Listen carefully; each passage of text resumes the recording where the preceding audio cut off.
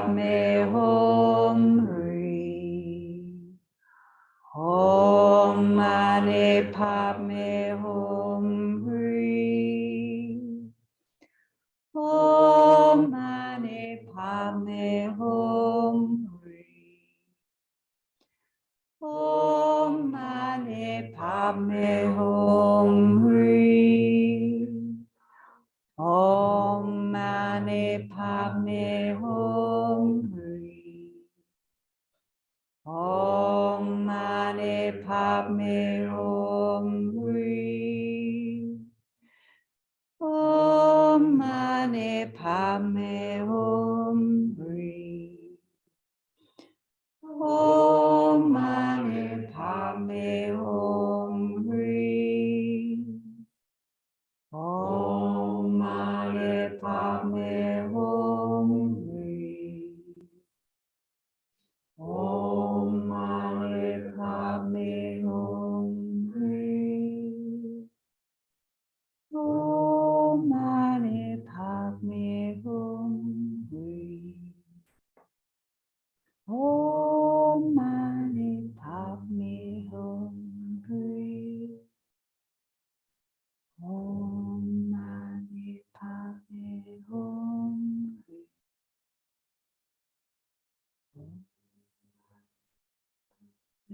Om Hri.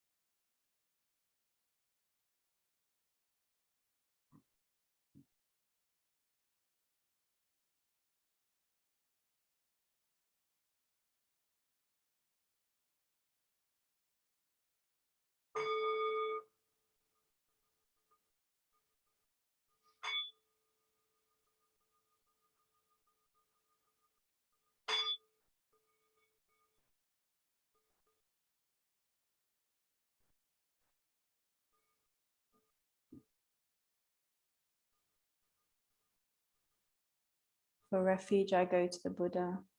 For refuge, I go to the Buddha. Namo Buddhaya. Namo Buddhaya. For refuge, I go to the Dharma. For refuge, I go to the Dharma. Namo Dharmaya. Namo Dharmaya. For refuge, I go to the Sangha. For refuge, I go to the Sangha. Namo Sanghaya. Namo Sanghaya. With faith in the three jewels, With faith in the three jewels, we pray that we may not take life. we pray that we may not take life. With faith in the three jewels, With faith in the three jewels, we pray that we may not steal. we pray that we may not steal. With faith in the three jewels, With faith in the three jewels, we pray that we may not fall into sexual misconduct. we pray that we may not fall into sexual misconduct. With faith in the three jewels, With faith in the three jewels, we pray that we may not fall into wrong speech. we pray that we may not fall into wrong speech. With faith in the three jewels, With faith in the three jewels, we pray that we may avoid intoxication. we pray that we may avoid intoxication. No blame, No blame, be kind, be kind, love everything. love everything.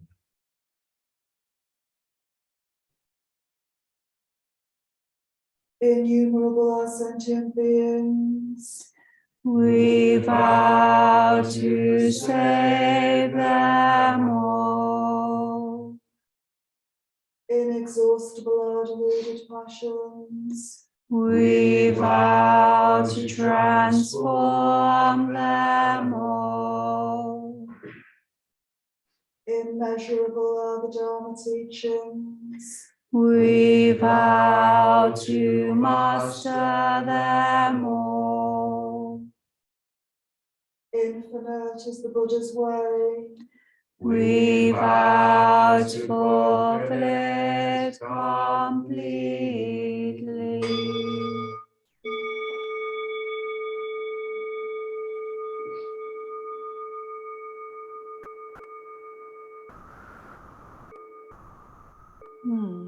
I've been thinking about my friend Terry. Terry wrote the "No blame, be kind, love everything" little phrase, and he lives in Ireland and in the country. And a couple of years ago, his wife died, and last year his beloved dog Bailey died. And a little while after his dog died, he wasn't with his dog when he died, and he felt terrible about that. He felt he couldn't forgive himself for that. There was a lot of grief. He heard about a dog a few hours away that had been in different homes, and nobody had been able to kind of handle him. And he just had a feeling that was the dog for him, that he should go and fetch this dog, and that it would be his kind of his permanent home. And he made a vow to this dog that he would offer him a permanent home, kind of whatever happened. He called this dog Orna, which is Irish for Bailey, I think, or there was some kind of link with his other dog. And the dog came home with him, and the dog was very spirited and very difficult to train, and kept pulling him over. So he'd go walking and something would happen and the dog would bolt, and Terry would almost go over. So he agonized about what to do. He got a trainer involved, and the trainer said, look, you're too old for this dog. This dog needs somebody stronger. But they worked on it for a while to try and make it okay, because Terry had promised this dog that it was the last home that he would have. And eventually he surrendered, and he offered the dog to a nearby family with the one proviso that if it didn't work out, the dog would come back to him. And a few weeks later, The dog came back to Terry. So I heard from him today, and he's still struggling on. He knows that he can't keep Orna now. He knows that physically it's just not possible. And they're working with the trainer to try and get him to a state where he can find a permanent home. But this wasn't what was meant to happen. When I heard that Terry was getting a new dog, I was so happy for him because he's all alone. And just the thought of him in his house without another living being didn't feel good. And then this is what happened. This is what happened. And I'm telling this story because it feels like this is how life is, that we think there's going to be some kind of benefit, or that once something happens, things will be okay, it will solve things. We can rest when we finish this bit of work, or when we get past this date in our diary. The future will be better because ... And sometimes it is, and sometimes it's not. The first noble truth is that we can't avoid dukkha. We can't avoid suffering. And the Dharma is everywhere. The Dharma pervades everything. The Dharma is soaked through every object we come into contact with, every plant, every dog, every person, every situation. And all we have to do to find the Dharma is to open our eyes. In the Dharma Glimpse, Wendy spoke about Where's Waldo, which some of you might have recognized as Where's Wally in England. The little book where you have to find the little Wally in amongst all the other things in the picture. And that's a nice analogy, but it's almost as if everything in the picture is Wally. It's like, if we look with the right eyes, every single object in the panorama is the Dharma. And sometimes it's really hard to remember that when things are tough. Life isn't fair. That's not a part of the deal with Buddhism, unfortunately, that things happen that aren't fair, that bad things happen, that good things happen to bad people, bad things happen to good people. And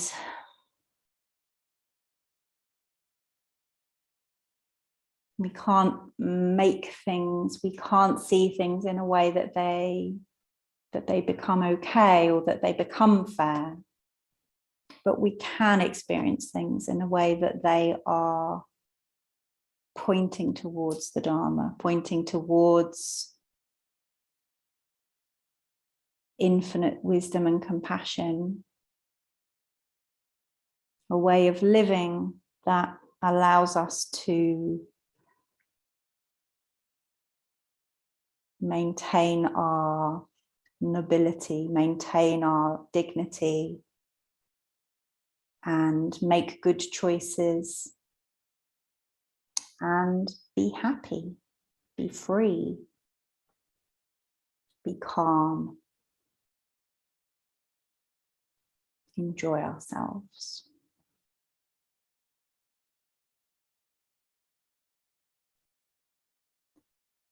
So I'm sitting with those two facts together tonight, just how tough it's been for Terry, and how I hate that, and how so many things are tough for so many people, and I really hate that. And the Dharma is always available to us.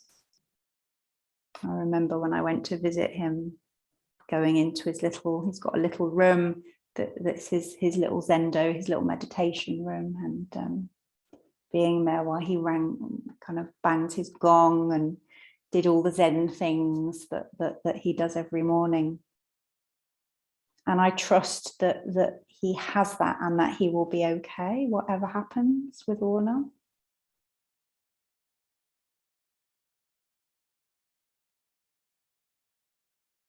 Whether it's a happy ending or not, he'll be okay. Namo Nidabu.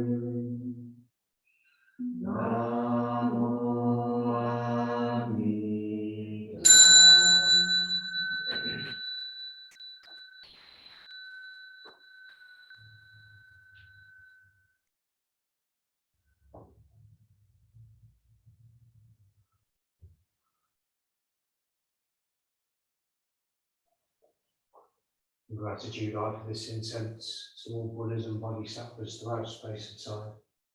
Make these fragrance earth itself, reflecting our careful efforts, wholehearted awareness, and the fruits of understanding slowly ripen.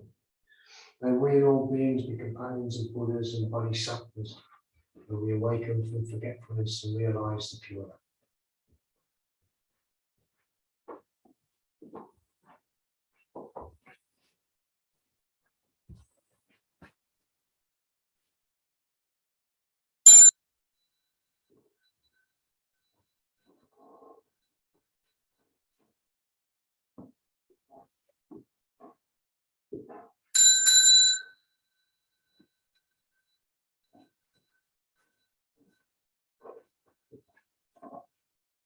So do you unmute if you'd like to say the closing verse with us?